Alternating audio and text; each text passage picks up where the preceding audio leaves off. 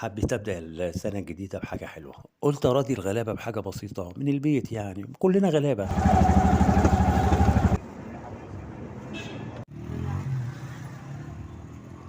اللي أثّر فيّا أوي إني لقيت سِت بتدوّر في صندوق الزبالة، رُحت لها والحمد لله راضيتها، وقد إيه نظرتها ليّا كانت توجع القلب.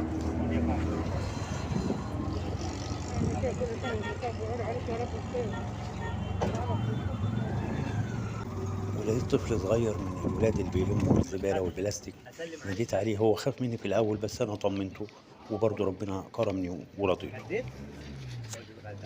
الناس دي كلّها على دماغي، والله في الحقيقة هم اللي رضوني وإنهم قبلوا منّي الحاجة دي، مش أنا اللي رضيتهم، وربنا يتقبّل يا رب. ربنا يوسّع عليك. هدف الفيديو إن مهما كانت إمكانياتك قليلة تقدر تعمل على قدّك، ويا ريت تعملوا زيي.